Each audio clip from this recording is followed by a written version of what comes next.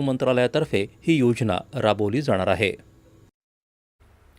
संसदेने आज विनियोजन विधेयक 2026 मंजूर केलं। लोकसभेने मंजूर केलेले हे विधेयक आज राज्यसभेत केंद्रीय वित्तमंत्री निर्मला सीतारामन यांनी विचारार्थ सादर केलं।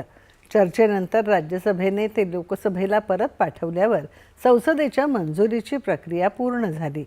तत्पूर्वी दुपारपर्यंत विरोधकांच्या गदारोळामुळे राज्यसभेच्या कामकाजात वारंवार व्यत्यय येत राहिला। विद्यार्थी आंदोलनादरम्यान पोलिसांच्या कथित कारवाई संदर्भात केंद्रीय गृहमंत्री अमित शहा यांनी निवेदन द्यावं यासह अन्य मागण्या करत विरोधकांनी आजही संसदेच्या दोन्ही सभागृहात गदारोळ घातला।